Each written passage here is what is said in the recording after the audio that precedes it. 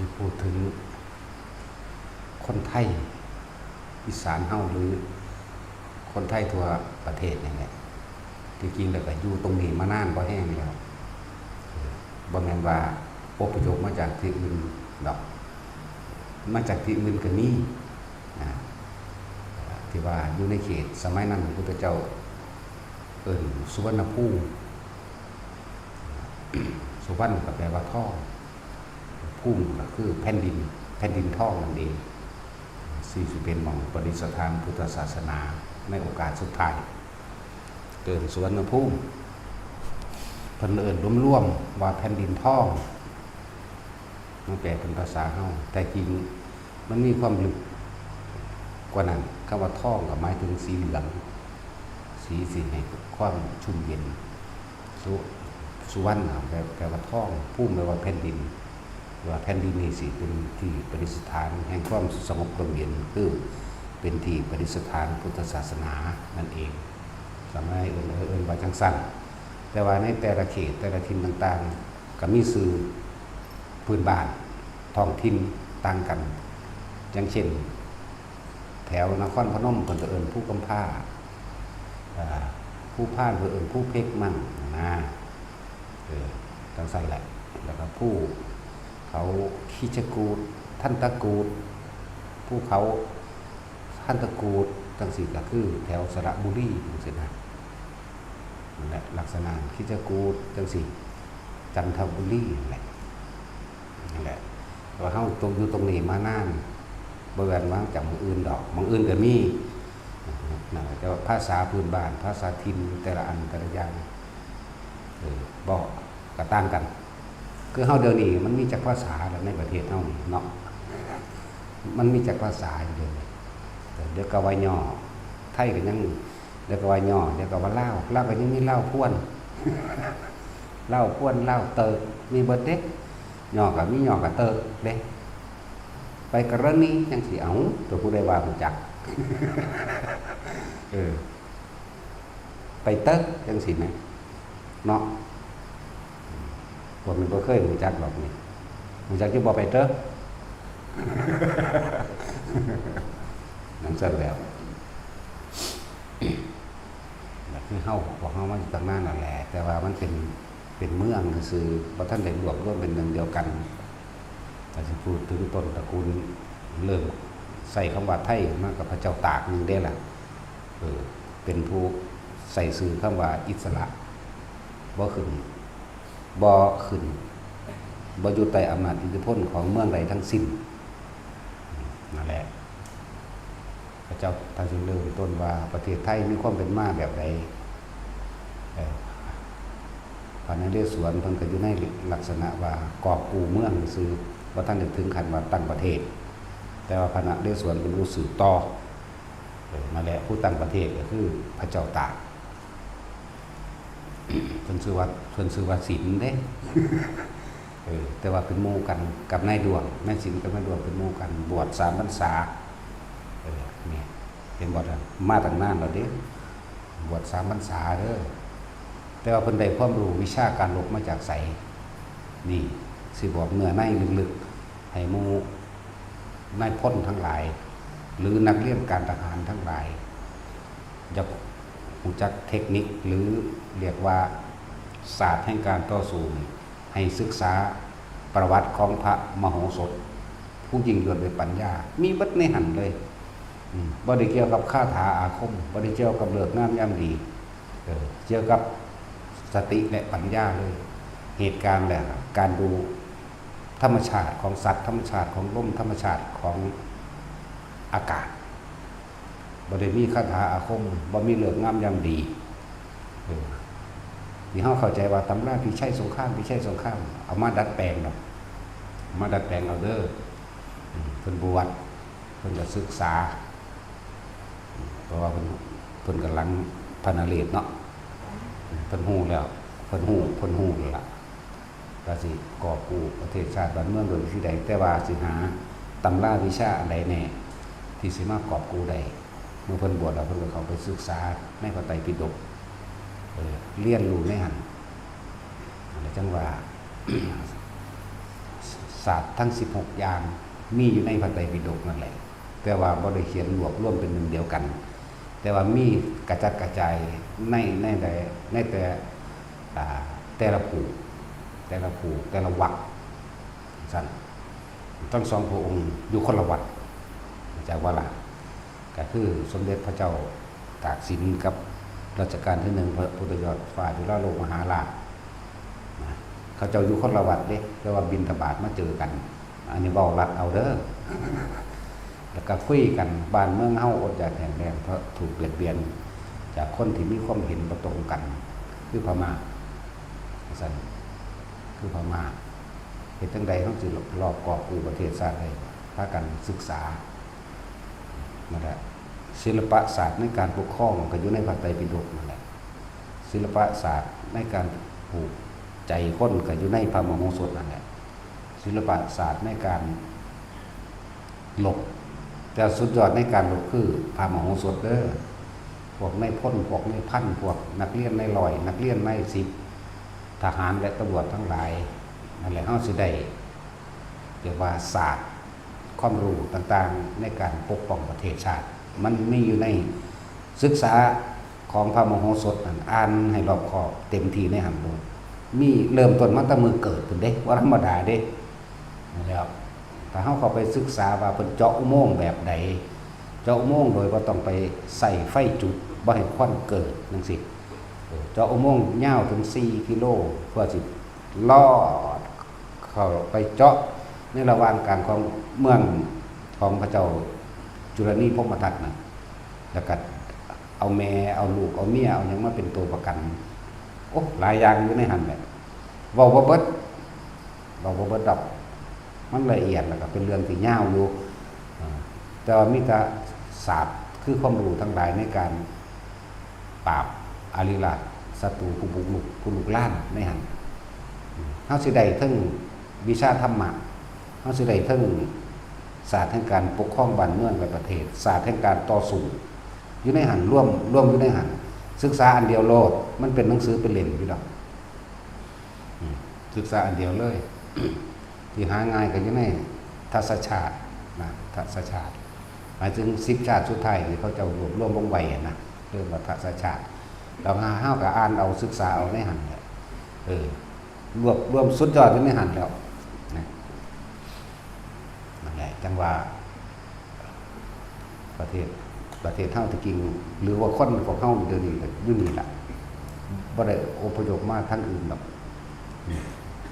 ชนชาติขอมบ่เป็นเขมรเด้อชนชาติขอมคือพวกมีความรู้ในการอักขระภาษาในการก่อสร้า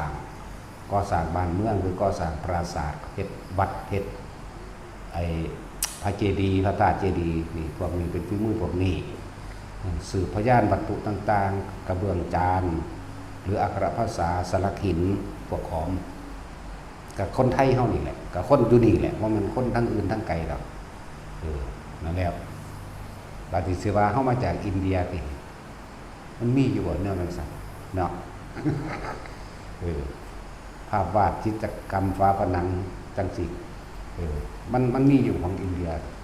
ที่ว่าอินเดียนะเข้าใจบ่ล่ะแล้วจะว่าหนังซุมื้อหนังพระพุทธเจ้าไปเฮ็ดแบบเป็นคนอินเดียมันบ่แม่นคนไทยก็คักนั่นแหละ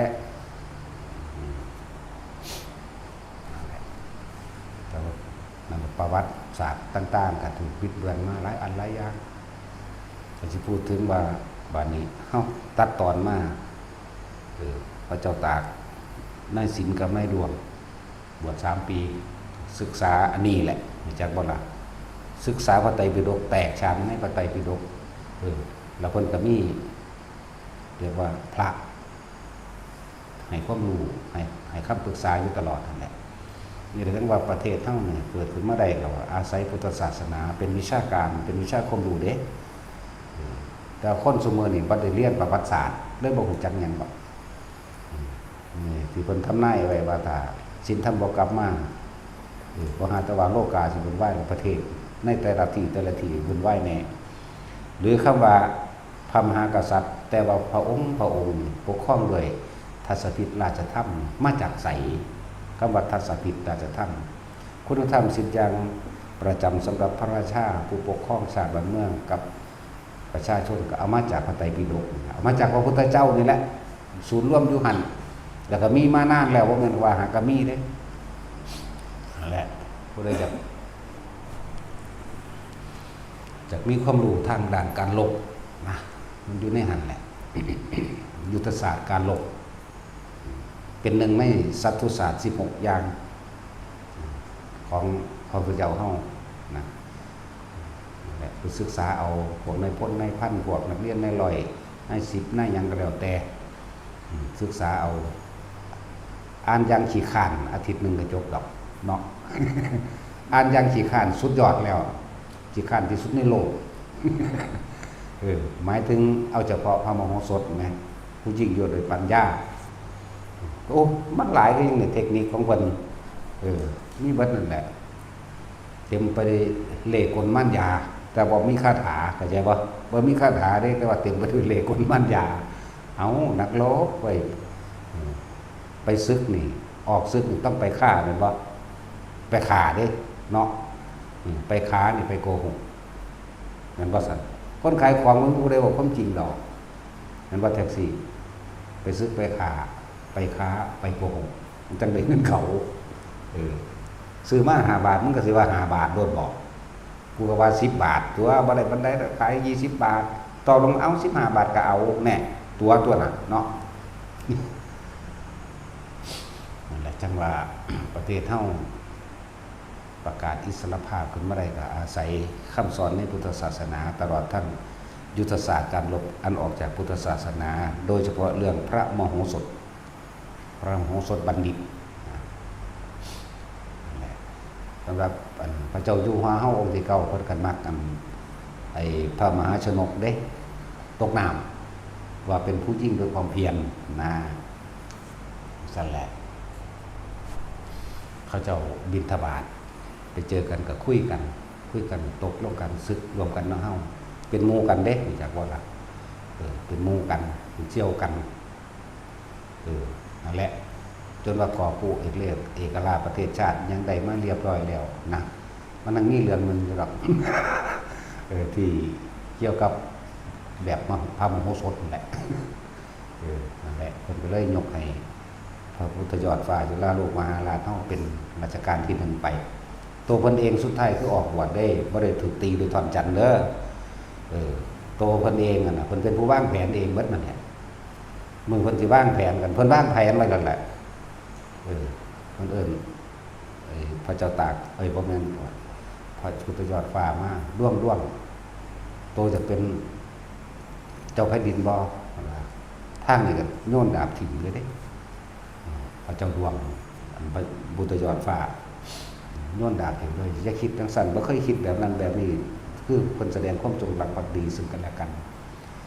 แต่ว่ากษัตริย์ที่ใดมาด้วยความเสื่อศรัทธาโดยประชาชนและมหาชนเป็นผู้ยกขึ้นเด้กษัตริย์แปลว่านักรบเด้อแปลว่านักรบที่มหาชนทั้งหลายเป็นผู้ยกขึ้นบ่แม่นยกตัวเองขึ้นเข้าใจว่าล่ะเพิ่นบ่ได้ยกตนเองขึ้นแต่ประชาชนมวลชนทั้งหลายยกขึ้นให้เป็นเองนั่นที่สมศักดิ์ศรีเข้าใจว่าล่ะนั่นแหละจึงบอกว่าคุณค่าและความรู้ต่างๆที่ออกจากพระพุทธเจ้าล้วนแล้วแต่เป็นประโยชน์มหาศาลหาประมาณบ่ได้คำว่าปริญญามาจากไสมาจากพระพุทธเจ้าเด้ล่ะแม่นบ่เภสัชมาจากไสเด้นี่อย่าคิดว่าเจ้าของท่านสมัยไหนก็เอาภาษาพระพุทธเจ้านี่มาใส่เภสัชก็พวกขายยานั่นแหละงั้นบ่ล่ะประเภทสัตว์จังซั่นมาจากไสห้องพดุงคันมาจากไสซั่นของรักษาคันเหมือนบ่พดุงคันภาษาพุทธเจ้ามาตะพุนเดเด้อมันจะได้โลคุณนั่นหลาย แล้วจังว่าให้กำลังใจหรือว่าหาแนวทางการศึกษาที่มันเป็นศาสตร์แห่งวิชาในการปกป้องตนเองและประเทศชาติก็คือพระมโหสถเด้อมันเป็นเรื่องเฉพาะเรื่องของเพิ่นเองถึงพระมโหสถเองอ่านอย่างขี้ข้านที่สุดนะอาทิตย์นึงแบบขี้ข้านที่สุดในโลกแล้ว อาทิตย์หนึงก็จบอ่านเรื่องเดียวนั่นแหละคุ้มค่าแล้วมีเบิดในหันเลยมีเบิดในการป้องกันประเทศในการล่วงหรือกลต่างๆเกี่ยวกับอริราชศัตรูทั้งหลายมีเบิดเด้อนั่นแหละแต่ที่มาความพามหากษัตริย์เฮาแหลกมาด้วยเลือดเนื้อเด้อในการต่อสู้ในฝีมือตลอดทั้งคุณธรรมกว่าสิรวบรวมคนขึ้นมาได้กว่าสิถูกยอมรับได้เหมือนธรรมดาเด้เพิ่นออกรบทั้งหน้าเด้บ่ได้อยู่ทั้งหลังเด้บ่ได้อยู่ในห้องแอร์เด้สิบอกให้กินอยู่น้ำกัน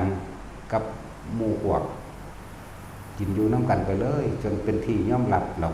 เขาก็ยกให้เป็นหัวหน้าอันบ่ล่ะเป็นหัวหน้านักรบโอ๊ยหลายอย่างรัดเอายกให้จนถึงขั้นว่ายกให้เป็นกษัตริย์ยกให้เป็นเนี่ยเพราะว่าเพิ่นก็มีทัศปิฎราชธรรมในหัวใจของเพิ่นมาแล้วแต่ก็เป็นผู้ประกาศอิสรภาพจากเมืองต่างๆเรียกขึ้นชื่อว่าเป็นประเทศไทยแปลว่าอิสระเป็นสั้นหรือว่าพวกทหารแผ่นดินนี่ทหารนี่ถ้าถือว่าเป็นหัวใจของแผ่นดินเด้อทหารนี่คือหัวใจของแผ่นดินเลยนะเพราะว่านักการเมืองสิตีกันฆ่ากันยังปานใดก็ตามถ้าทหารเขามาปึ๊บหยุดนั่นแหละแล้วก็ประเทศของเฮาเองสร้างขึ้นมาก็สร้างขึ้นมาด้วยทหารหารล้วนแล้วแต่เป็นเลือดพระเจ้าตากทั้งนั้นแหละให้มันเป็นทั้งจิตให้มันเป็นทั้งวิญญาณจิตคือความคิดสำนึกในบุญคุณวิญญาณคือความรู้สึกว่าแผ่นดินนี้เป็นแผ่นดินเกิดของเฮาเองปู่ย่าตายายพ่อแม่เฮาเองเราเฮาก็ได้รับความสุขสบายมากครับเพราะว่าปู่ย่าตายายของพวกเฮานั่นแหละเป็นผู้รักษาไว้แม่นบ่ล่ะเฮาเกิดที่หลังเฮาก็ต้องรู้จักสำนึกบุญคุณในเจ้าฟ้ามหากษัตริย์ตั้งแต่กษัตริย์เริ่มมาจากพระเจ้าตากพระพุทธเจ้าฟ้าจุฬาโลกหาราชพุทธเลิศและนภัยนั่งข้าวเจ้าอยู่หัวจอมข้าวเจ้าหัวจุกจอมข้าวเจ้าหัวปกข้าวเจ้าหัวปิ่นข้าวเจ้าอยู่หัวเนี่ยจนว่าอนันทมิโดลภูมิพลอดุลยเดชจนถึงรัชกาลที่10วชิระลงกรณ์9เจ้าอยู่หัวนี่ลูกพระเจ้าตากประเทศนั้นลูกพระเจ้าตากลูกนั่นแหละจังว่ามุทหารหารทั้งหลายให้ได้จิตวิญญาณของพระเจ้าตากรักชาติยิ่งกว่าชีพตนเองทหารตำรวจนะเรื่องส่วนตัวไว้ที่หลังแล้วก็โดยทหารทุกเหล่าทัพนั่นแหละพวกท่านทั้งหลายนั่นนะเป็นได้ให้ท่านกับตนเองอยู่แล้วเรียกว่าเป็นปรมัตถทานคือสละชีวิตตนเองเป็นทานทำเพื่อผู้อื่นได้อยู่ได้รับความสุขสบายเด้เข้าใจว่าล่ะพวกทหารนั่นนะพวกเจ้าสิมีอาญาแผ่นดินไว้อันหนึ่งก็ดอกนี่เป็นกฎธรรมชาติธรรมดาเป็นธรรมฆ่าคนโดยปกป้องเพื่อให้ผู้อื่นอยู่ดีมีสุขไม่บาปเพราะว่ามิตราอาญาแผ่นดินแต่ว่าเสื้อก็ตายลงไปถามจุมบาลเบิ่งพอให้ฟังแต่ว่าเสื้อก็ไปพิสูจน์เอาเองนี่ตาญาติแผ่นดินอยู่แล้วก็เป็นปรมัตถทานแห่งชีวิตคือเฮาสละชีวิตของเฮาเองเพื่อรักษาคนหมู่มากจะบอกว่าแผ่นดินนี่ฝากไว้กับทหารบ่แม่นนักการเมืองแต่ก็ทหารนี่ถือว่าเป็นหัวใจของชาติหัวใจของแผ่นดินหัวใจของประชาชนเลยคำว่าชาติก็คือคนนั่นแหละแผ่นดินก็คือที่อยู่เฮานี่แหละประชาชนก็ทั้งหมดนี่แหละพวกเฮาได้นอนอยู่นอนกินสุขสบายมื้อนี้ก็เพราะว่าทหารแต่ว่าทีมาของทหารก็คือกษัตริย์แปลว่านักรบจักว่าล่ะเพิ่นจึงเอิ้นว่าทหารของพระราชาพอมาจากพระราชามาจากกษัตริย์ตะกี้เพิ่นก็เป็นปุถุชนธรรมดาพระเจ้าตากหรือพระนเรศวรก็ตามสืบต่อเนื่องกันมาหาพระเจ้าตากจนมาถึงพระพุทธเจ้าฟ้าจุฬาโลกมหาราชขึ้นมาเพิ่นยกให้กันซื่อเพิ่นบ่เอาการลบศึกทั้งเบิดนี่เพิ่นชนะได้เบิดแต่ว่านี่พูดถึงพระเจ้าตากการลบทั้งเบิดนี่ชนะเบิดแต่เพิ่นก็ได้ความรู้ศาสตร์และศิลปศาสตร์แห่งสัตวศาสตร์ แขนงหนึ่งในสตุศาสตร์16อย่างเพิ่นนำออกมาใส่สามารถจะตีเอาประเทศอื่นๆก็ได้แต่ว่ามีพระองค์หนึ่งมาสอนเพิ่นเมื่อของมหาบพิตรนี่เปื้อนเลือดมากเกินไปแล้วและตอนนี้คิดกำลังโลภบ่ได้ทำเท่าที่สมควรและจำเป็นตอนนี้คิดกำลังโลภแล้วให้เลิกให้หยุดแปลกประหลาดได้วันธรรมดาเด้เพิ่นอยู่ในระหว่างทำกลางวงล้อมทหาร แต่ว่าพระองค์นี่เดินพาทหารเป็นหมื่นๆมาได้จังไดเข้าใจบ่ล่ะพระองค์นี่เดินพาฝูงมาได้จังไดฝูงทหารล้อมเพิ่นไว้อยู่นั่นน่ะนั่นแหละจังบ่ว่าเพิ่นก็ต้องฟังความพระองค์นั้นพระองค์นั้นจะมันไผหรอกเพิ่นก็เลยระลึกนึกถึงคือพระองค์นี่เป็นเพียงคือบอกจี้ถูกกับความคิดที่เพิ่นเป็นอยู่แท้กำลังเพิ่นมีมากแล้วการลบน่ะบ่มีผู้ใดสู้ได้แล้วจนประกาศอิสรภาพไปแล้วบัดนี้เพิ่นสิบุกเอาประเทศอื่นก็หมายบุกเอาเมืองอื่นหมายถึงโลภเกินไปแล้วเกิดกลายเป็นจิตโลภบ่ได้ทำเท่าที่ควรและทำเท่าที่จำเป็นเท่าที่จำเป็นและจำเป็นต้องทำแต่นี่บ่จิตกำลังโลภไปแล้วนั่นแหละพระองค์นั้นก็เลยมาสอนว่ามือเปื้อนเลือดหลายแล้วของพ่อเศร้าตอนนี้เฮาก็เป็นอิสระภาพไปแล้วนั่นแหละให้ม้วนขึ้นหลังกับของเก่าหมายถึงบวชหมายถึงสิ่งที่เพิ่นบวชมาแล้วใน3 ปีเนาะแต่เพิ่นสึกออกมาก็ว่าเฮ็ดนี่แหละจนประกาศเป็นอิสระภาพไปแล้วนั่นแหละหลวงพ่อองค์นั้นก็มาสอนเพิ่นเลิกในการขาซะพ่ออยู่ดีกินดีละก็หมายนั่นแหละเพิ่นจังกลับมาพัฒนาเพิ่นเลยบ่ไปบุกตะกี้สิบุกเด้เลิกก็กลับมาพัฒนายืมเงินยืมทองจากต่างประเทศแล้วพัฒนาประเทศหลายอะไรอย่างมันมีเนื้อในอยู่ในหันอยู่จังว่าบอกทหารแต่ละคนไว้ว่าพวกเฮามันเป็นถ้าบ่มีพุทธศาสนาประเทศชาติเฮาอาจจะเกิดขึ้นบ่ได้เพราะเฮาได้ศาสตร์และความรู้ทั้งหลายศิลปศาสตร์วิทยาต่างๆได้มาจากพุทธศาสนาเพิ่นบวชเพิ่นศึกษาดับในการปกครองโดยบ่ต้องปกครองจักบ่ล่ะแต่ว่าเสียสละให้เบิ่งเฮ็ดให้เห็นได้อีหยังมากก็ปั่นลูกน้องกินซะก่อนเด้บ่แม่นกินก่อนเพิ่นบ่เรียนกินก่อนหมู่เด้ได้หยังมากก็สั่งปั่นผู้อื่นกินก่อนเบิดเขาเห็นความเสียสละลบนี่ก็ออกมาได้อาหารมากก็ให้ผู้อื่นกินก่อนเขาก็เห็นความเสียสละเลยยกขึ้นโดยความเต็มใจของแต่ละคนบ่ปนมาเด้บ่ได้ปนมานั่นแหละเป็นที่ยอมรับที่ว่าเรื่องของเพิ่นมันยาวอยู่ตีฟ้าวงล้อมออกจากกรุงศรีอยุธยาอิหยังในเอกาทศรสละนั้นหลายอย่างในหั่นแหละเนาะเป็นธรรมดาแหละบ้านเมืองมันแตกได้เพราะมีใส่ศึกกับคนอ่อนแอพวกละมกก็ได้ว่าล่ะมันก็บ่ตรงปกปานใดหรอกกับอันที่เขาเขียนมาในประวัติศาสตร์บ่ตรงดอกเขียนมาบิดเบือนคาดว่าเอาเหมือนพระไตรปิฎกน่ะถูกตัดออกหลายๆคาดคะเนเอาเองนั่นแหละทั้งสั้นแหละนี่ก็เหมือนกันแต่เฮาอยู่ในปัจจุบันแล้วคือว่ามวลในพจน์ในพันทั้งหลายในลอยทั้งหลายพวกในลอยในหยังก็แล้วแต่เฮามีโอกาสที่สิขึ้นเป็นใหญ่ได้ก็ต้องอาศัยคุณธรรมเด้อถ้าบ่มีคุณธรรมอยู่ได้บ่นานคนที่บ่มีคุณธรรมแม้นจะได้ทรัพย์สมบัติจากมารดาบิดาเป็น100 ล้านพันล้านก็ตามก็ไม่อาจสามารถรักษาทรัพย์ไปได้แม่นบ่ล่ะเพราะว่ามีวิชาความรู้ในการรักษาบัดนี้แม้นบัดนี้พวกก็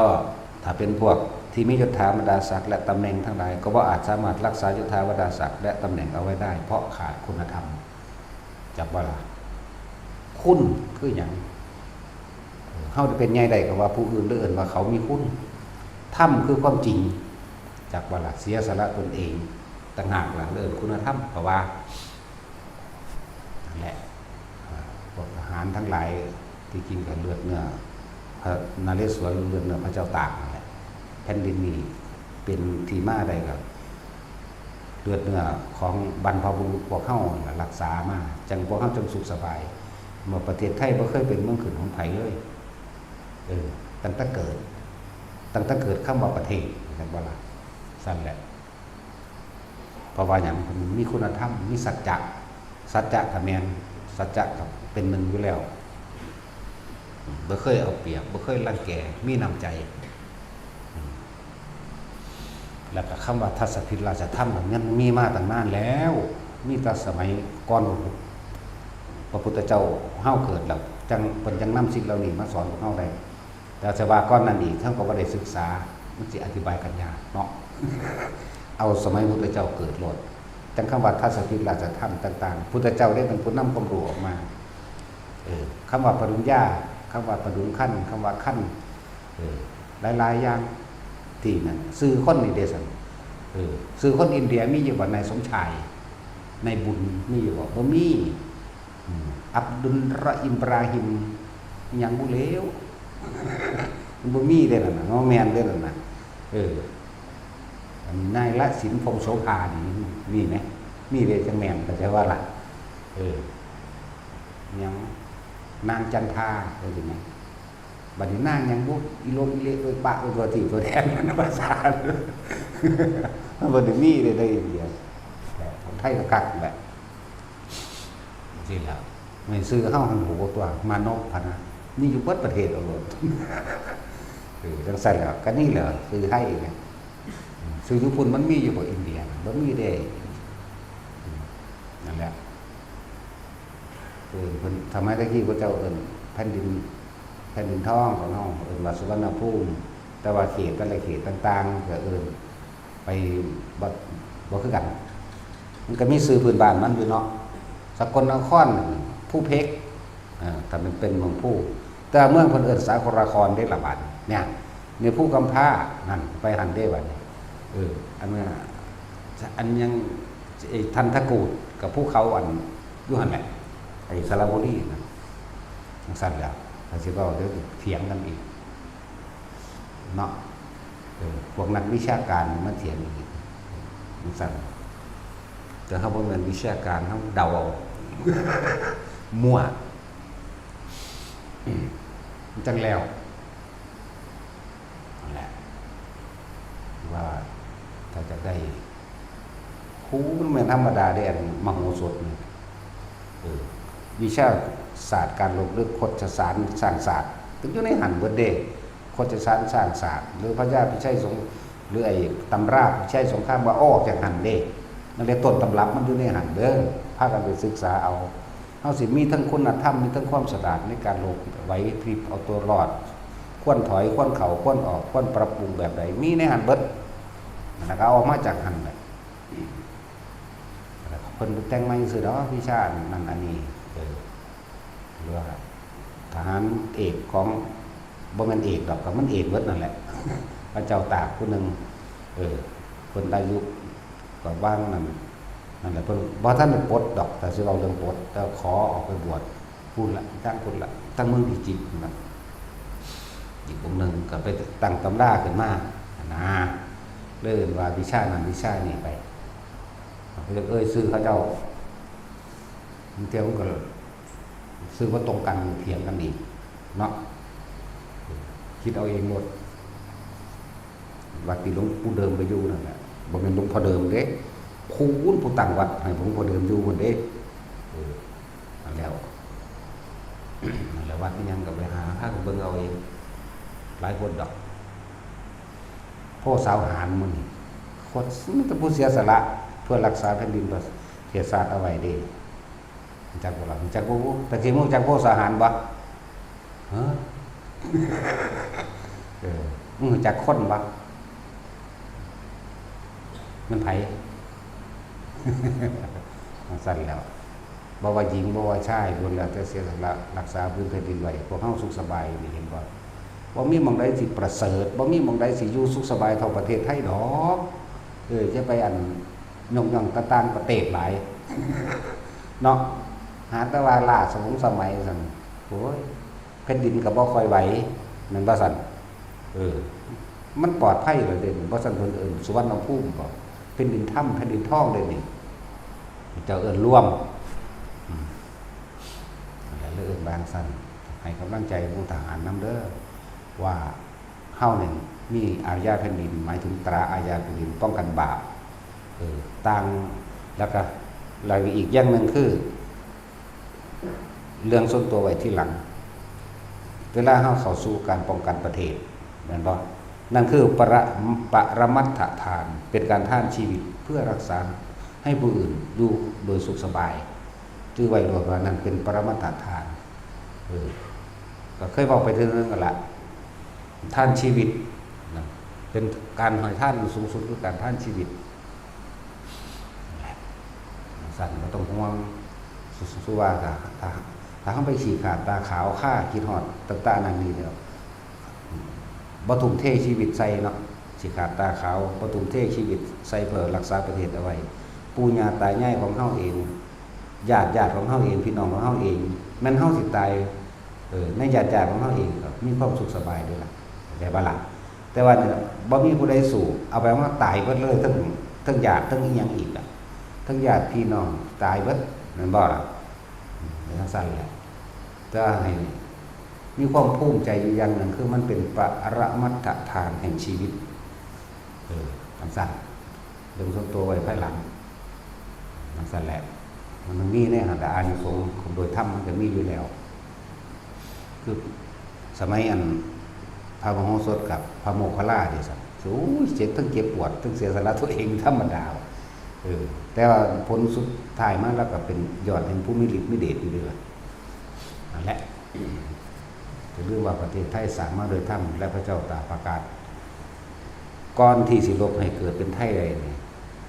คนถวายชีวิตของคนเองว่าถ้ารักษาประเทศชาติอันนี้แผ่นดินอันนี้อุทิศตนนี้เนี่ยเพื่อรักษาแผ่นดินนี้ไว้เพื่อบูชาคุณแห่งพระพุทธศาสนาเนี่ย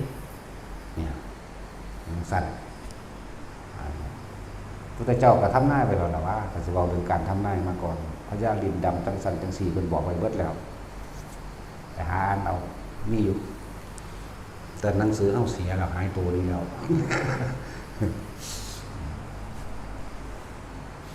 บอกไว้เบิดแล้วหลายยังก็ดีแต่สิว่าเพิ่นตายเลยอันไปตีถึงตอนจันบ่แม่นเด้อมันไปบวชเราไปป่วยตายเอาเองมันไม่ได้ขาแม้แต่สมเด็จพระนเรศวรมหาราชอะไรกันคนกันนี้ไปตายไปป่วยเอาเองในป่าพุ่นอุตบาท400ไข่ป้าพอดีกับน้องใช้ร้อยพุทธพระบาทปุ๊บก็ตั้งตายไม่ได้เห็นมันเป็นนรกด้วยราคาเลยเนาะไปสวรรค์อยู่ได้ละเดี๋ยวอย่างสั้นแล้วพระเจ้าตากเหมือนกันเบ้นเราจะต้องนรกด้วยล่ะขาคนหลายกระดอกเนาะแต่ว่าฆ่าผู้อื่นเด้นั่นแหละเพื่อที่รวบรวมแผ่นดินนี้ไว้เป็นพุทธบูชาเพราะท่านพระเจ้าจะใส่ซื้อไว้บ่ในสมัยการครั้งนั้นมันบอกไว้เพื่อเราละพญาลินดำพญาลินยังมันว่าไปดอกลืมละซื้อนั่นยังสิว่าตรงปกหรือมันเถียงกันเนาะแต่ที่เรียกว่าทุกคนนั่นแหละได้อยู่สุขสบายนี่ก็เลยอยากให้ทุกคนเข้าใจว่าทหารนี่คือหัวใจของชาติหัวใจของประชาชนทหารคือหัวใจของแผ่นดินนี่มียังเขาก็ซอยเหลือกันอยู่แล้วทุกเหตุการณ์สงบได้เพราะทหารเด็กแม่ว่าล่ะนักการเมืองสู่กันตีกันเนาะทหารเฮ็ดรัฐประหารเศร้าเด้แม่นบ่ล่ะนั่นแล้วหามบ่อยู่หลายพระเจ้าแผ่นดินลงมาบอกหยุดก็ได้หยุดเด้เพราะทหารคือเลือดเนื้อของคนนี่เรื่องสั้นแล้วแหละไปศึกษาพระมโหสถเด้อมโหสถบัณฑิตนั่นแหละพวกนั้นแหละไปศึกษาเอาหลายอย่างสิเป็นเครื่องหนุนสติและปัญญาเฮาเองแล้วก็หนุนบารมีเฮาพอมีความสั้นสลาดเทคนิคอย่างต่างๆอยู่ในหันเบิด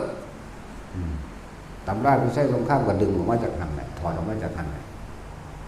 นั่นแหละสำหรับผู้มีหน้าที่รักษาประเทศถ้าเฮาบ่มีประเทศชาติอยู่พระมหากษัตริย์ก็อยู่บ่ได้อาจจะบ่ประเทศชาติ แล้วหัวใจของประเทศชาติก็คือทหารเข้าใจบ่ล่ะแต่ถ้าเฮาบ่มีทหารเฮาบ่มีแผ่นดินอยู่พระมหากษัตริย์ก็บ่อยู่บ่ได้เหมือนกันและพุทธศาสนาก็อยู่บ่ได้เหมือนกันว่าซั่นจะว่าชาติพุทธศาสนาพระมหากษัตริย์บ่ซั่นว่าเฮาสิเอาแผ่นดินไสมาบำเพ็ญกันนั่นบ่ล่ะนักการเมืองปั่นป่วนภิกษุสามเณรในการรักษาสมณะและคำสอนต่างๆของพระพุทธเจ้าปั่นป่วนไปนำเด้เนาะถ้าเฮาบ่มีประเทศชาติที่อยู่พุทธศาสนาสิอยู่ได้บ่นั่นแหละก็เลยว่าประเทศชาติเกิดไม่ได้เพราะพุทธศาสนาประเทศชาติเกิดไม่ได้เพราะว่าทหารนั่นแหละทหารกับพุทธศาสนาร่วมเป็นหนึ่งกันได้เลยเพราะไปอาศัยคำสอนพระพุทธเจ้านั่นแหละมาเพิ่นบ่สอนตรงๆดอกก็มีสติปัญญาคิดเอาเองนั่นแหละเว้ยเมื่อครั้งเราสวยชาติเป็นโพธิสัตว์ก็สมัยการนั้นอย่าว่าแต่ปัญญายิ่งยวดในสมัยนี้เลยเนี่ยมันยังบอกครั้งหนึ่งที่เราตถาคตสวยชาติเป็นมโหสถมันก็เว้าเรื่องเล่าไปก็ไปดึงเอาตัวผมบ่สอนตรงๆได้หลังตอนสอนพระเจ้าปัสเสนมันก็สอนอยู่ทำทั้งที่จำเป็นถ้าจำเป็นต้องทำแล้วก็กับอาจารย์ศัตรูนี่มันก็สอนอยู่เพิ่นบ่ได้สอนให้ขาดหรอกไปคิดเอาเองนั่นเว้ยเนาะแต่เฮาล่ะขาแมงโลดเด้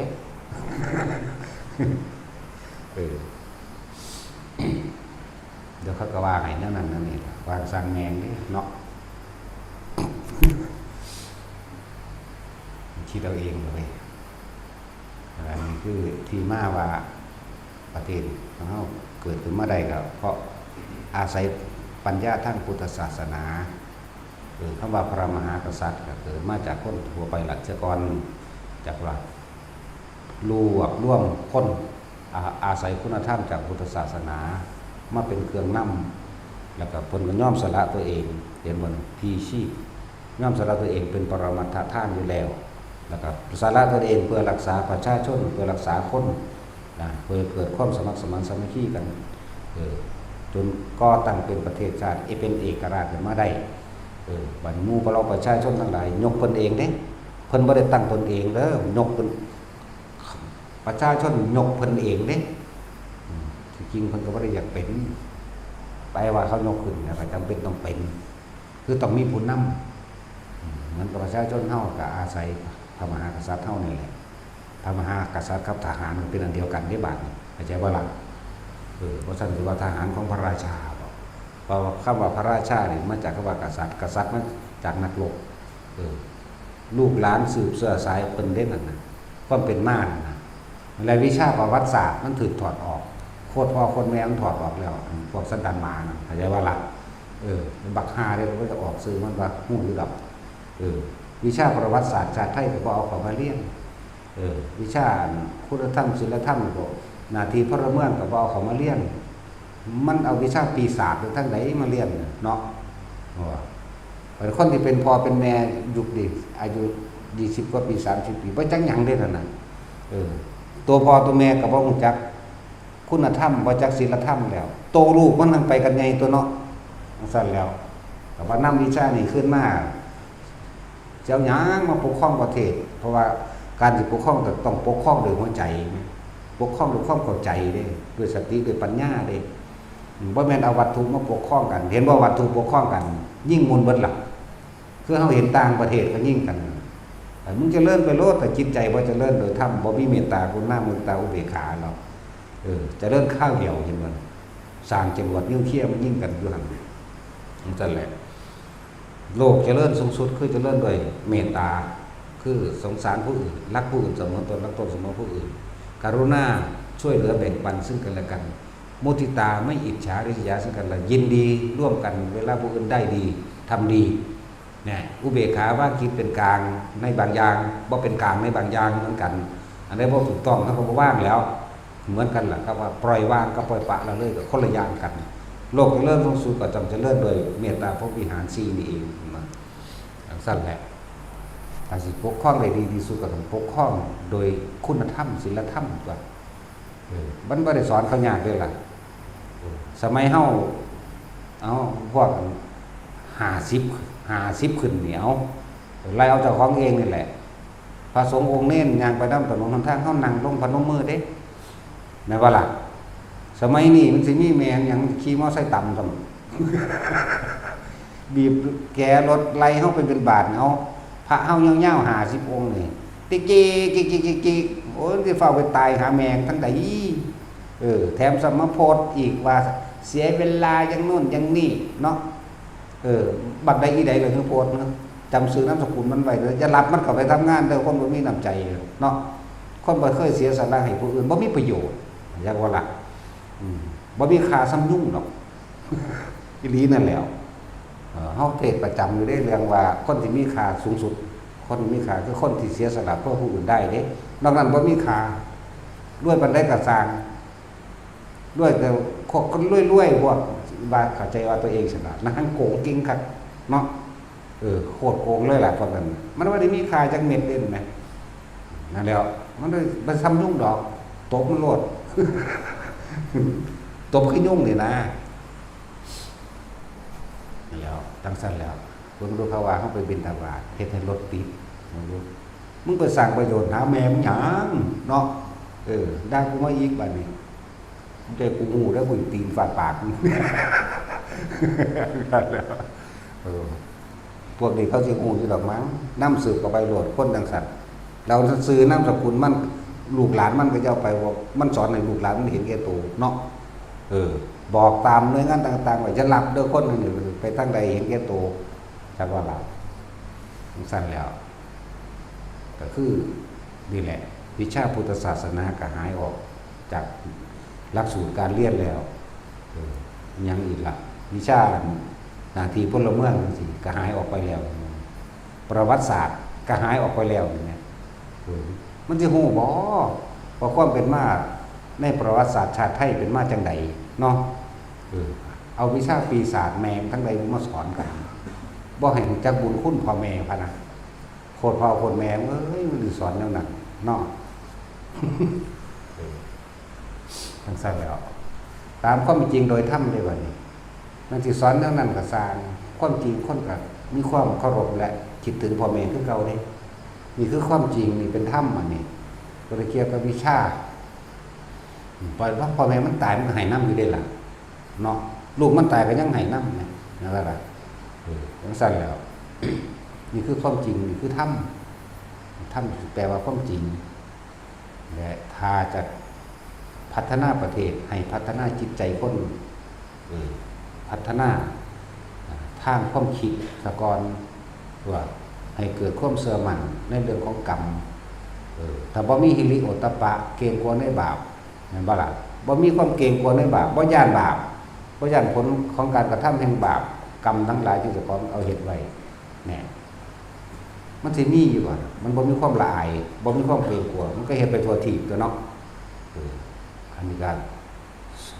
เอาวิชาพุทธศาสนาเข้ามาแล้วเฮาเรียนตั้งแต่เป็นประถมพุ่นเด้ล่ะเนาะพูนพระพุทธเจ้าเกิดเป็นลูกใครนางสิริมหามายาพระเจ้าสุโธทนะที่กรุงกบิลพัสดุเนี่ยเฮาเรียนมาตอนเฮาประถมพุ่นเด้ซุมื้อนี้บ่เรียนเลยเนาะบ่มีแล้วเดี๋ยวนี้จังซั่นแล้วมันถอดออกหาขวดเปล่าขวดแมงถอดเอาเผาโคตรเพิ่นบ่เนาะบักได้ก็สร้างนี่ได้ก็สร้างเด้กูบ่ได้เงินได้ภาษาคนบ่มีประโยชน์แล้วก็ย่านก็อยู่ไปตายถึงแม่เนาะแม่ว่าซั่นดูแท็กซี่มึงเสียจักล้านปีพุ่นบ่อยู่รถงับให้เขาแท้งเอาหยังมันไปได้ข้อหลอดข้อมึงไปอาหารได้หั่นนอนงับคุณมึงจะเอาอยู่บ่วะสั่นตัวหน้าที่พลเมืองจังซี่ก็บ่ฮู้จักว่าเฮ็ดหยังบ่ได้เฮ็ดหยังถูกใจด่ากันโลดนี่บ่มีความละอายและเกรงกลัวต่อบาปบ่มีความเคารพจำเกรงในผู้ใหญ่เห็นบ่นั่นว่าซั่นบ่ถูกใจก็ว่าเอาบ่จักความเป็นมาบ่มีความกตัญญูเบิ่งเอาง่ายๆโลดนะซุมื้อนี้กินยาบ้าฆ่าพ่อฆ่าแม่อยู่นี่นะแม่นบ่ซั่นบ่ได้ไปเบิ่งไกลก็ได้เด้ล่ะคนบ่มีคุณธรรมศีลธรรมนำของบ้าๆมาขายเพราะความเห็นแก่ตัวแม่นบ่จังซั่นตัวบัดพวกบ่จักที่จักแดนหยังก็ไปกินพอ ราะว่ามันบ่มีคุณธรรมศีลธรรมมันบ่เรียนมาบ่เก่งกว่าตบาปบ่ละอายตบาปมันก็ฆ่าพ่อฆ่าแม่มันซะมันจังซั่นตัวขอเงิน20 บาทบ่ได้มันเอามีดฟันหัวตายซะอันนี้ย้ายเฒ่าๆ70-80 ปีจังซี่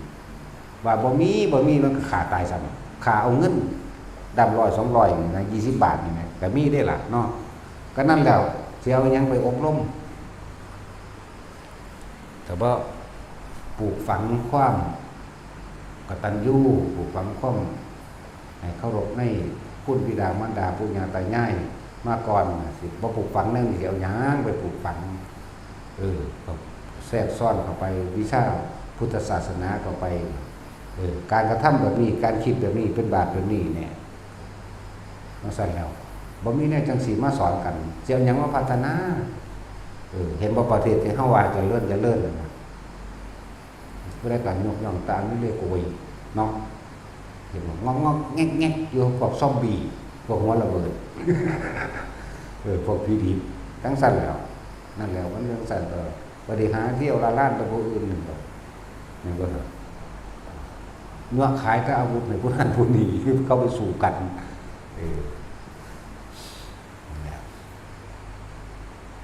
ที่พุทธเจ้าเพิ่นว่าคนที่ไปอบายภูมิเท่ากับขนโคเนี่ยแม่นเด้แต่เฮาจักเถียงเพิ่นออกขนโคล้างตัวพระเจ้าข้า แต่เขาโคของเขาเท่านั้นนี่คือคนไปสวรรค์เฮาจักเถียงอยู่อันนี้ยุคพระองค์อยู่คนอาจสิน้อยก็ได้เนาะเพิ่นเลยว่าจังซั่นแต่ว่ายุคเฮาอยู่คนมันหลาย เฮาก็เลยต้องเถียงเพิ่นแน่ คิดว่าเขาจะไปสวรรค์พรหมโลกหรือนิพพานอยู่บ่พวกเขาบ่ได้มีคำสอนในมรรคมีองค์8นี่แม่นบ่ซั่นพวกเขาบ่ได้มีคำสอนคำว่าสัมมาทิฏฐิความเห็นตามความเป็นจริงกระทำกรรมสิ่งใดย่อมได้รับผลเช่นนั้นความเห็นตามความจริงเขาบ่ได้เห็นวางสั่นเขาเห็นว่าพระเจ้าเป็นผู้ดลบันดาลแม่นบ่ล่ะเนี่ยคือล่อค่อยความหวังจากผู้อื่นตัวของเฮ็ดเองงอกๆอยู่กับซ้ำนั่นก็บ่มีปัญญาเนาะเวลาติดคุกก็บ่ให้พระเจ้าไปติดกันแต่ว่ามันไทยกรรมไทยบาปเลยเนาะนั่นว่าสัตว์ทำแล้วจังว่าธรรมะตามความเป็นจริงแล้วถ้าว่าโดยอัตลักษณะถ้าว่าพุทธศาสนาต้องสอนให้คนบ่มาเกิดได้ต้องนั้นเกิดเบิดบัดนี้เคยเว้าโดยคนในพุทธก็คือกันแต่มีความหวังว่ามีสิ่งศักดิ์สิทธิ์ดลบันดาลมีพระอินทร์พระพรหมผีพญานาคดลบันดาลก็บ่ต่างกันจากเขาดอกอันเดียวกันเบิดเว้าสระเสดยว่าภาษาโลกนิยมก็ว่าพวกประเภทเทวนิยมเข้าใจว่าล่ะเขาพวกมันจะอ่อนเบิดล่ะ เห็นว่าล่ะนั่นแหละวิชาพุทธศาสนาสูญหายออกไปแล้วก็ประเทศเท่ากับเลี้ยวไหลกว่าเก่าแต่เดี๋ยวนี้มันก็เลี้ยวไหลกว่าแห้งแล้วไงเนาะแล้วลูกกับขาพ่อขาแม่ขาปู่ย่าตายายจังนั้นผู้ใดก็ไปขาเขาหมดเพื่อจะเอาแค่เงิน100 200ก็เฮ็ดเด้คือแต่เงินว่าล่ะสลดใจนะก็สิพัฒนาประเทศชาติก็ต้องพัฒนาทางการศึกษาตัวการศึกษาต้องอาศัยความเชื่อความเห็นเห็นบ่ล่ะอย่างสั้นแหละแต่ว่าอาศัยสิ่งทั้งหลายเหล่านี้มันจะเอาหยังมาพัฒนานำขึ้นมาแต่แม้วิชาศิลป์ต่างๆวิชาศีลธรรมคุณธรรมวิชาหน้าที่พลเมืองวิชาพุทธศาสนาวิชาประวัติศาสตร์ชาติไทยเห็นบ่ล่ะเขาบ่ได้เห็นคุณค่าของมหากษัตริย์แม่นบ่เขาบ่ฮู้ได้ว่าพระมหากษัตริย์มีความเป็นมาจังไดพระมหากษัตริย์เป็นผู้เสียสละเอาตัวเองออกหน้าได้การลบตะกี้เดี๋ยวนี้เพิ่นก็เสียสละเพิ่นก็ลบกับความยากจนเพิ่นก็ลบกับความอยากบ่ให้คนเป็นโรคเป็นภัยบ่อยากให้ผู้ใดอดอยากนั่นแหละถ้าสัมฤทธิ์ราชธรรมเมื่อประชาชนเราใดหมู่ใดขาดสิ่งใดเพิ่นก็สำรวจเบิ่งแล้วเขาบ่มีให้บ่มีหน้ากับประทานที่ดินที่ดอนให้ที่พ่อแม่ปู่ย่าตายายเพิ่นรักษาไว้นั่นแหละเพิ่นสู่ส้นมาด้วยเลือดด้วยเนื้อเพิ่นเองแม่นบ่ล่ะประทานที่ดินให้บ่มีพืชพันธุ์นั่นนี่กับเขาเพิ่นก็ประทานอันนั้นให้ ทุนการศึกษาโอ้ยหลายอย่างภาษาอื่นทัศคิดทัศแปลว่าสิบราชาว่าราชาคือพระราชาความจริงสิบประการที่พระราชาพึงกระทำเรื่องว่าทัศคิดราชธรรมสั้นเลยคือให้ประชาชนทุกหมู่เหล่าอยู่ดีมีสุขบ่ให้อึดบ่อดอยากเพิ่นก็ลบตอนนี้ลบกับไผลบกับความทุกข์ยากลำบากของประชาชนเฮานี้ประชาชนก็คือเลือดเนื้อเพิ่นนั่นแหละว่าเด็กน้อยสมมุตินี่มันบ่ได้จักหยังเพราะว่ามันขาดวิชาศีลธรรมมีแต่คัมภีร์ปีศาจเอาออกมาสอนเลยบ่เข้ากับพ่อแม่สอนบ่ให้เคารพบ่มีบุญคุณเฮ็ดหยังก็มีแต่สิแบมือขอจากพระเจ้าโคตรแม่มันสิมาทางใดมันสิมีมาทางใดเดี๋ยวนี้เนาะแต่ของก็บ่มีแผ่นดินสิอยู่แล้วก็บ่ให้มันเสกขึ้นให้ใหม่แม่ว่าล่ะสั่นตัวสอนให้ถ้ามันมีหรือมันเฮ็ดให้เกิดสงครามเป็นหยังวะเนาะสั่นตัวก็บ่ดลบันดาลเนี่ยมันเศร้าเกิดสงครามเนี่ยบททดสอบเอาไว้ทดสอบแม่มันบอกสั่นตัวพุทธศาสนาเนี่ยสอนทุกคนมีน้ำใจมีเมตตาเขาถึงต้นมันโลดคือว่าเฮาเนี่ยก็ปรารถนาความสุขเสมอภาคกันเบิดนี่แหละเขาถึงจิตใจของแต่ละคนทั้งหมดความจริงของทุกคนบ่ว่าศาสนาใดเด้อตามธรรมะตามความจริงนี่ทุกคนปรารถนาความสุขบ่ต้องการบ่ได้มาเบียดเบียนรังแกทั้งตนเองเวลาตกทุกข์ได้ยากทุกคนก็ต้องการให้คนมาช่วยเหลือเหมือนกันเรื่องละคือหน้าเวลาเฮ็ดนั้นใดดีมากนี่ทุกคนก็อยากให้ผู้อื่นมายินดีกับตนเหมือนกันฉะนั้นตนก็จะไปอิจฉาไปตัวนี่แหละเมตตากรุณามุทิตาเมื่อถึงเวลาอันจำเป็นสูงสุดบุตรภรรยาสามีลูกหลานเลี้ยงหล่อนหรือผู้มีเคารพนับถือตายก็ต้องว่างคิดเป็นกลางคือยอมรับมันกับธรรมชาติที่มันเป็นนี่ตั้งหากคนจะเริ่มสูงสุดนี่ตั้งหากและภายในจิตใจของทุกคนมีเมตตาเหมือนกันเด็กบัดนี้ว่าได้บอกว่าเรื่องศาสนาก็ได้แม้แต่สัตว์ยังมีเมตตาเป็นบ่สร้างเคยซอยคนมีบ่ก็มีอย่างนั้นแมวซอยคนเวลาหมากัดจังซี่ก็มีบ่มีแมวซอยบ่ให้หมากัดคนก็ยังมีเนาะหลายอย่างแต่ละเหตุการณ์นะคนแท้ๆมันเป็นยังไงบ่ได้เนาะบอกกันรู้เรื่องแท้ๆนะคนละภาษานั่นแหละถือว่าตามวิชาพุทธศาสนาบ่กลับขึ้นมากอ่ะจังซี่แหละได้นำป่ากันเอาไปอบรมเอาหยังมาอบรมผู้อบรมก็บ่มีคุณธรรมศีลธรรมแหมแม่นบ่สิเอาหยังมาสอนเขาเห็นบ่นี่มึงเฮ็ดมากเขาก็จำมึงติดคุกบ่ได้เว้าเรื่องบาปเรื่องบุญเนาะบ่ได้เว้าเรื่องฮิริโอตตัปปะบ่ได้เว้าเรื่องความเกรงกลัวต่อบาปย่านการรับกรรมผลข้างบาปต่างๆสิ่งเหล่าโรงเรียนทุกมื้อได้เกิดกลายเป็นการแข่งขันไปแล้วเนาะแข่งขันก็ต้องมีความแพ้ความชนะเมื่อมีความแพ้ก็ก่อเวรก่อกรรมอาฆาตกันก็เมื่อมีความชนะก็เย่อยิ่งเจ้าของดังสั่นตัวตะกี้ว่ากีฬายังว่ากีฬาสามัคคีเนาะเดี๋ยวนี้ก็สามัคคีเด้เอาเป็นเอาตายขนาดระดับโรงเรียนเลยนี่ภายในประเทศเจ้าของแท้ๆนี่เนาะยังเอากันเอาเป็นเอาตายตีกันฆ่ากันโอ้ยกีฬาวิญญาณวิเศษ5ให้บ่แม่นที่มันเอายาบ้าให้ที่ซุมื้อนี้เนาะแต่ว่าจังซี่นี่แล้วก่อนมันสิหมุนไปกว่านี้พากันนำเอาคืนมาซะวิชาประวัติศาสตร์ชาติไทยหุ่นไล่มากแล้วสมเด็จพระนเรศวรพระเจ้าตากมีความเป็นมาใด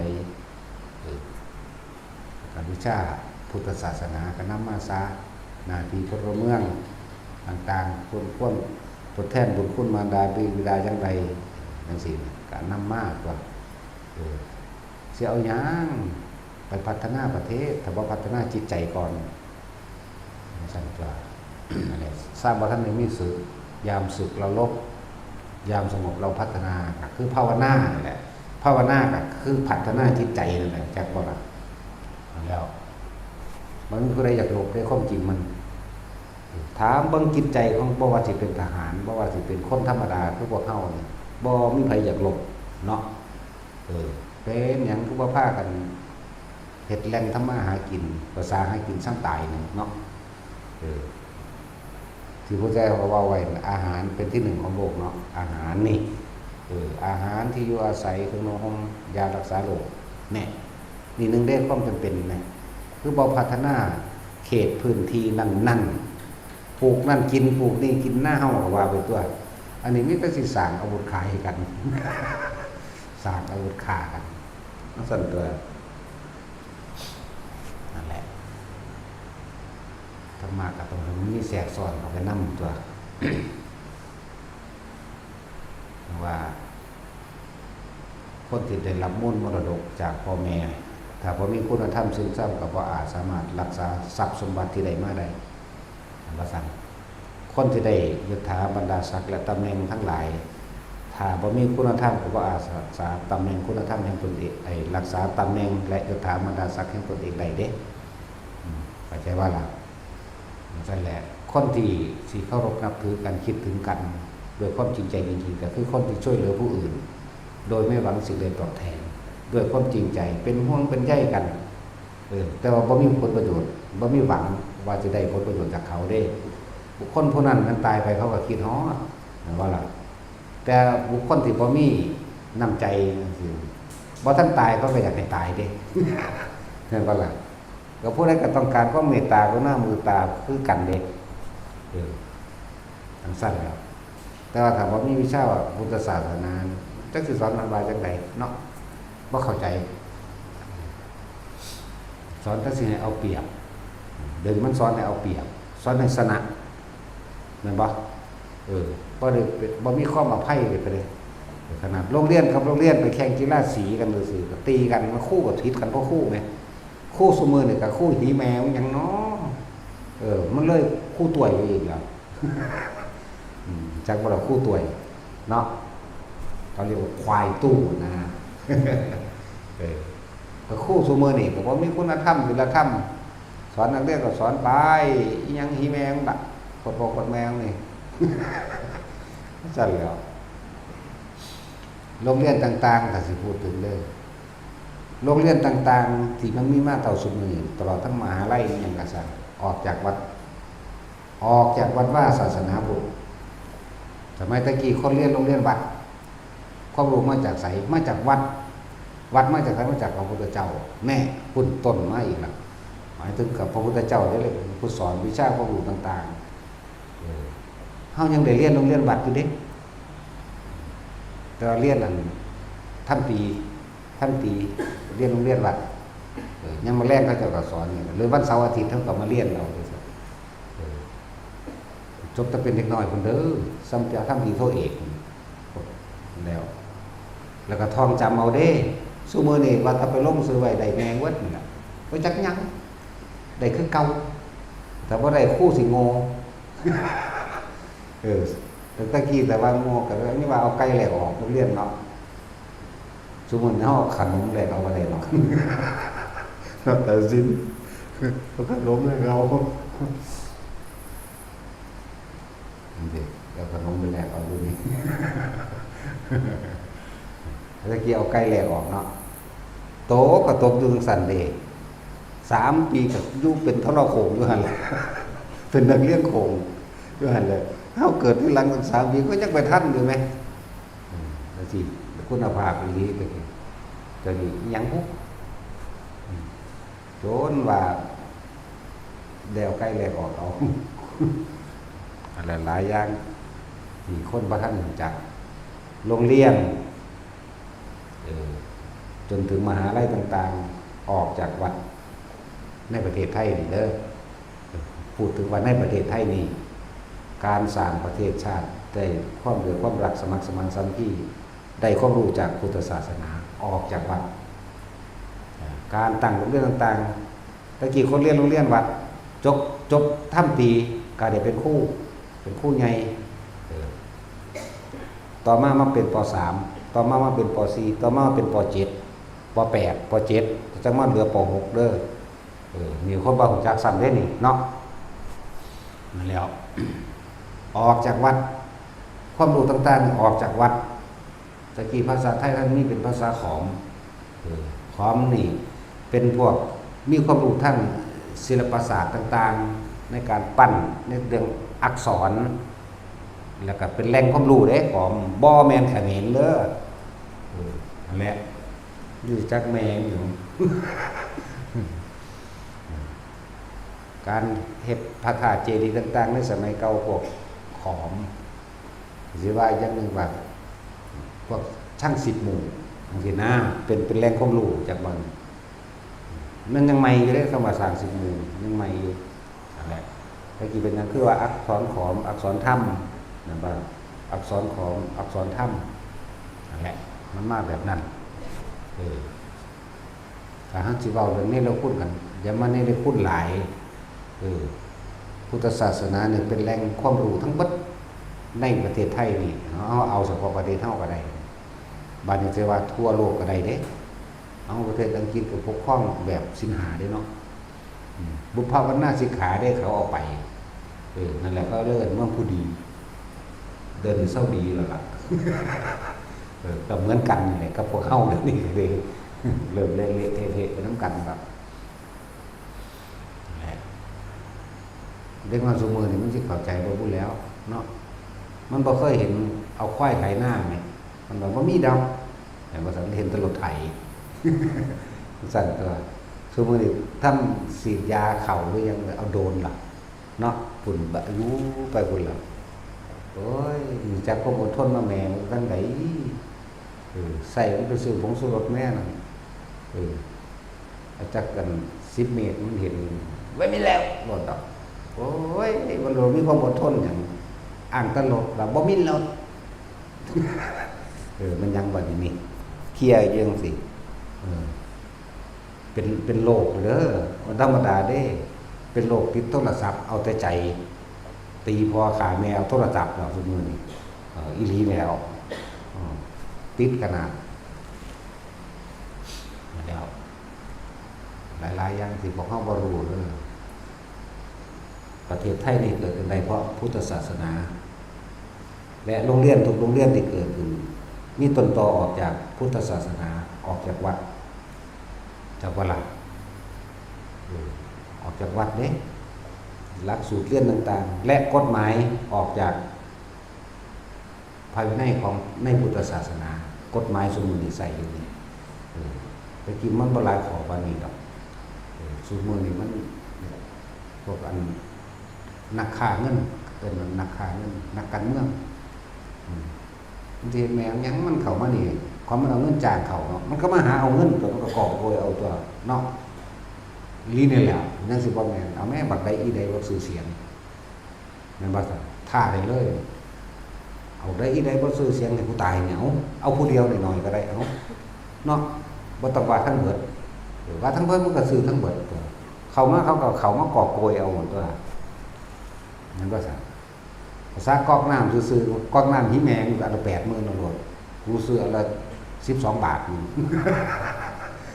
กอกน้ำก็ดีโถส้วมสิแม่120,000เนาะเห็นว่าเสาไฟฟ้าที่เราเฮ็ดโค้งๆมันมีไฟละติดเมื่อวานเท่าไหร่แท็กซี่โอ้ยกูวันน่ะ85,000ได้นั่นน่ะสูไปซ่อนบางแน่พุ่นแล้วรถไปซ่อนมา85,000ได้นั่นน่ะเสานี่เฮาเฮ็ดเอาเองก็ได้1,000 กว่าบาทสั่นเด้อนั่นแหละแม่นหยังสั่นโกงบ่สั่นพวกวัสดุที่เฮาพอเห็นเลยพวกปวกพวกมดแดงมดดำพวกปวกพวกสัตว์นี่เป็นยื้อยานั่นแหละแม่นเบิดเด้เวลาเขาลบกันสงครามกันสัตว์เหล่านี้ก็ได้รับความลำบากเรียบร้อยเด้บ่ว่ากับคนเด้เขาตู้พวกเรานี่ตายตัวใดเด้น่ะตายแล้วสิไปสวรรค์อยู่บ่ลงนรกคือเก่าคิดพ่อบ่เวลาเขาลบกันเขาระเบิดใส่กันหรือแม้กระทั่งเขาซ่อมลบเนาะตุ่มไฟใหม่ไปหมดตายเท่าใดพวกให้ตายเท่าใดมัดเม่นทั้งหลายตายเท่าใดสังเสษจะตายเท่าใดหลายคักก็พวกเขานั่นแหละสิได้ไปรับแบบนั้นสั้นแล้ว นเบิดนั่นแหละนั่นแหละเขาบ่ได้เชื่อหรอกบ่เชื่อกระซ้างสุขก็ได้รับคือเก่าบ่เชื่อก็ตามคนเขาเห็นบ่แห้งเลยเท่าใดอสงไขยแล้วก็มีได้ถามโทษสิว่ามึงสิได้เป็นขี้ไก่กือมึงจักกับเท่าใดแล้วเสือกตอบเข้าได้เฉยแม่คิดมาเนี่ยก็ว่า3อสงไขยแล้วซั่นโทษ3อสงไขยมันบ่ได้น้อยเด้ตะกี้มึงเป็นหยังถ้าไว้ภาษาตะกี้ว่าเป็นปุโรหิตเป็นนักกฎหมายตัดสินคดีโกงมันโกงเงินในครั้งพร้อมกับโกงหมดแล้วนี่ได้มาคิดได้เมื่อสายไปแล้วนี่เด็กวันนึงเป็นหยังเป็นเสนาบดีมั่งเป็นอมาตย์อันนี้นั่นกี่โกงมั่งนะจังสั้นแล้วตะกี้ระวางสั้นนั่นแหละเขาก็เสื้อกับซางเดี๋ยวรับผู้เก่าความจริงอย่างหนึ่งความเสื่ออย่างหนึ่งสังเกตเป็นตัวนั้นเวลาเขาสอบลบตุ่มเคยคิดพอว่ามีสัตว์ตายบ่แต่ละคนดูนี่เคยคิดพอว่ามันให้น้ำต้นไม้พวกให้คือให้อยู่น้ำไก่นั่นไหมเคยเห็นบ่คือให้น้ำไก่น้ำห้างไก่ไข่มันเห็นไหมมันเคยไปปงห้างไก่บ่เดินนี่ให้ขึ้นเต็มมืออยู่นั่นน่ะเนาะสั่นตัวเขาได้บอกว่าเอาใบตะไคร้ไปใส่แหละพวกให้พวกสัตว์ต่างๆที่อยู่ในหันมดดำมดแดงมดยังแล้วแต่ถือไฟลวกตายนั่นแหละคือเศษกรรมที่เขาได้รับพวกขี้โกงทั้งหลายนั่นแหละเศษกรรมมันบัดนั้นเฮาคิดเฮาเบิ่งมันประเทศที่เขายิ่งกันหมุนเบิดตึกล่ามันจอมสัตว์ทั้งหลายตายหลายกว่าคนเด้บัดนั่นบ่ล่ะนี่แล้วผู้ใดเคยคิดถึงจิตใจสัตว์ตัวนั้นแน่บัดเล่านั่นแน่เฮาเข้าถึงความรู้สึกของเขาเด้จังว่ามันน่าสงสารหมู่สัตว์ทั้งหลายในการต่อไปโหดร้ายยิ่งกว่านี้อีกเวลาเฮาเทน้ำร้อนลงไปตามที่ดินที่ดอนบางทีก็ไปถึงมันดำมันแดงถึงให้เข้าใจว่าแม้นว่าเฮาบ่ได้ตั้งใจบ่เป็นบาปแต่ว่าเป็นเศษกรรมของสัตว์เหล่านั้นนั่นบ่ล่ะสิว่าหยังก็พวกไปตั้งใจ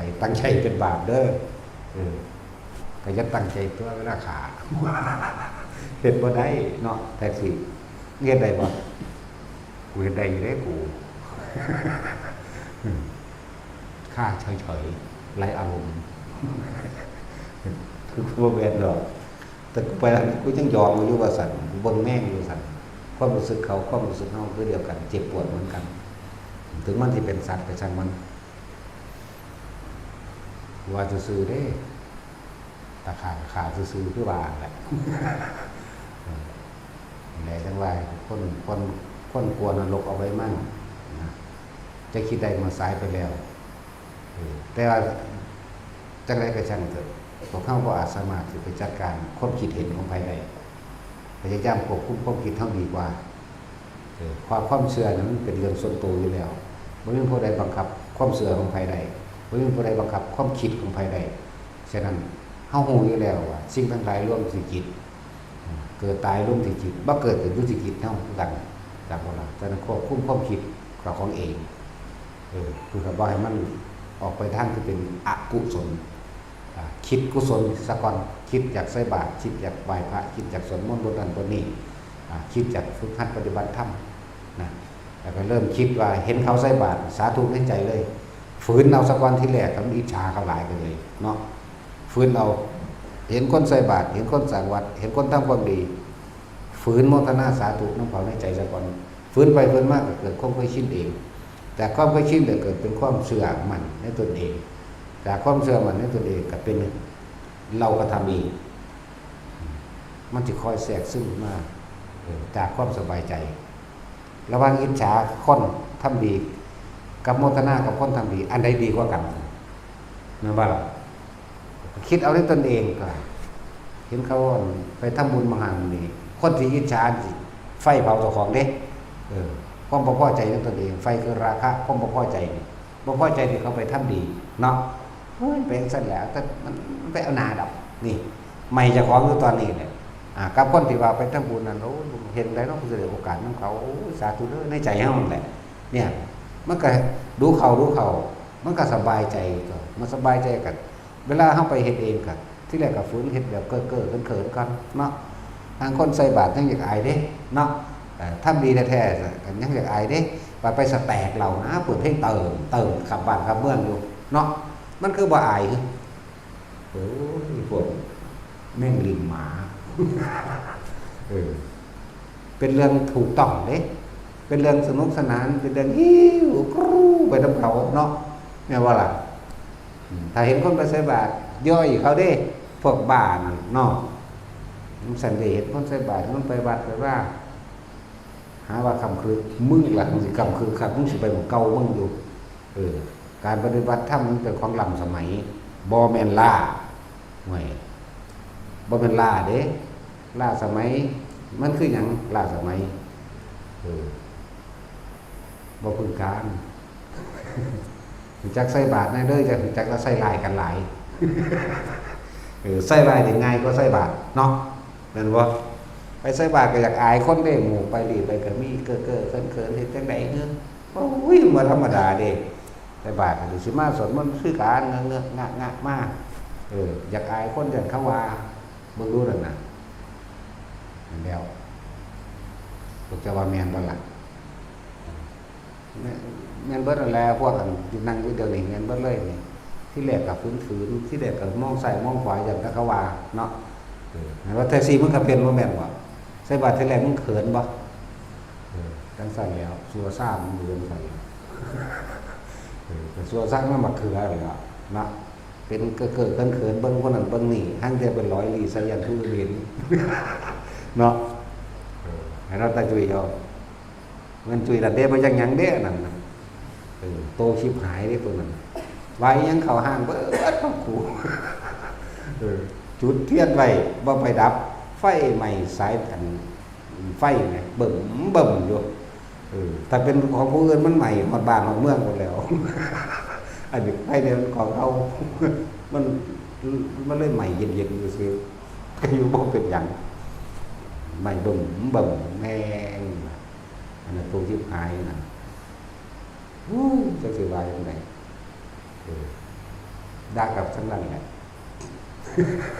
ด่ากับสันเก่าหรือสิเร็วกับเขาความคิดถูกลบกับเขาอีกบ่พัฒนาหยังเลยเลยโอ้ยศูนย์ก็เก็บใจเฮาซื่อๆหานี่หัวเราะดีกว่าหัวเราะไปจักหยังบอกคุ้มตัวเองดีกว่าเด้อไปก็ดีเฮาบ่อาจสามารถสิเฮ็ดให้โลกนี้หรือคนทั้งโลกนี้สัตว์ทั้งโลกนี้เป็นไปดังที่ใจเฮาอยากให้มันเป็นเนาะฉะนั้นเรียกว่าตนแรกเป็นดีของตนเอาตนเองให้มันพ้นเลยเฮาซอยผู้อื่นได้ก็ซอยเท่าที่กำลังให้มันซอยได้เท่านั้นแหละเท่าที่จำเป็นเท่าที่เห็นเฮาว่าสามารถเฮ็ดได้ก็สิพูดถึงว่าแหละพระพุทธเจ้าเกิดมานับประมาณบ่ได้เด้มากยิ่งคนยังใช้ในพื้นโลกนี้แล้วซึ่งเป็นของเกิดได้ยากมันคือเบาเด่นเด้มันหังบ่แม่นเด้มันยากที่สุดเด้แต่เฮาเห็นพระพุทธเจ้าองค์นี้องค์เดียวก็พอแห้งชีวิตเฮาสั้นๆนิดเดียวนี่เฮาก็ยังเข้าใจว่ามันยืนยาวแล้วเนาะบ่ได้ยาวเลยเทียบใส่สวรรค์เป็นละหม่อมเป็นละอันนั่นแล้วของเขาหายใจเดียวนึงเฮาเกิดตาย3ศาสตร์ก็มีธรรมดาแล้วนั่นบ่ควรประมาทควบคุมตัวเองคือหยังตัวเองคือจิตตัวเองคือใจตัวเองคือความคิดควบคุมใจควบคุมจิตควบคุมความคิดให้มันมาอยู่กับความรู้สึกในลมหายใจไม่ต้องไปเงินไปหรอกแบบนี้ตัดเข้ามาเป็นเรื่องเฉพาะตนเขาสิรวยก็รวยไปตายจนไปตายหากินก็หากินซ้ำตายเจ้าสิกินน้ำเลยแก้วเพชรแนวใส่น้ำเป็นทองคำก็สร้างกินแค่อิ่มแล้วก็ไปตายเหมือนกันเจ้าสิขี่รถทองคำก็สร้างนี่เด้ขี่รถทองคำบ่ได้เว้าเล่นเด้อหรือว่ากษัตริย์จุดตั้งประเทศกษัตริย์เศร้าเนาะขี่รถทองคำเด้ตามันก็เอาประดับด้วยเพชรพุ่นเด้ก็ตายคือเก่าจะเป็นเงินกินข้าวอิ่มก็เศร้ากินคือกันนั่นแหละเนาะพอเข้าไปกินข้าวเอาไปตองห้องก็สร้างมันเป็นอย่างกินอิ่มแล้วก็เศร้าคือกัน เกิดแก่เจ็บป่วยปัดผาดจากสิ่งที่รักตายเสมอกันยังเงินเฮ็ดจังได๋เฮาสิบ่กลับมาเกิดพ่อล่ะบัดนี้ต้องควบคุมความคิดตัวเองคือแนะนำแสดงธรรมออกไปเนี่ยก็แสดงไปซื่อๆเด้บ่ได้หวังว่าใครสิเชื่อหรือเฮ็ดตามก็สร้างเด้บางอันเนาะแหละว่าพระพุทธเจ้าเกิดมาหลายพระองค์แล้วจะเป็นเงินว่าเฮาสิควบคุมให้เขาเฮ็ดนำเฮาให้เขาศรัทธาเฮาบ่ศรัทธาก็สร้างตัวพวกศรัทธาประเภทค่อยหน่อยเก็บตรงนี้เนาะที่แรกศรัทธาโอ้ยเอาแบบมาไปหากี่ตรงออกจากตัวนี้ไปทั้งใหม่ตัวนี้ใส่แล้วเอาตัวเองควบคุมตนเองควบคุมความคิดอะไรบ่ควบคุมเรื่องอื่นตามความเป็นจริงแล้วบ่มีผู้ใดอยากบังคับไผเด้คือบ่มีผู้ใดอยากให้ผู้ใดมาบังคับเฮาแหมเข้าใจบ่ล่ะฉะนั้นสิ่งนี้เป็นสิ่งที่อิสระที่สุดแล้วคือการควบคุมตนเองควบคุมความคิดตนเองคนเฮานี่เอาไปขังไว้ได้ผูกไว้ได้ในตัวร่างกายผูกได้ขังได้แต่ว่าบ่สามารถขังใจได้จักบ่ล่ะคือเพลงก็ว่ากักขังฉันเถิดกักขังหัวใจนั่นซั่นแล้วมันขังบ่ได้ขังหัวใจแม่นบ่ซั่นแล้วฉะนั้นพวกเฮาต้องคุมมันเอาเองโดยตัวเฮาเองผู้ใดควบคุมความคิดอยู่กับลมหายใจได้ผู้นั้นบ่มาเกิดเด้อนั่นแหละเอาแค่นี้บ่ต้องยังมากดอกมันสิรู้หยังบ่รู้หยังก็สร้างของมันดอกมันก็อยู่ในลมมาได้นะสมถะ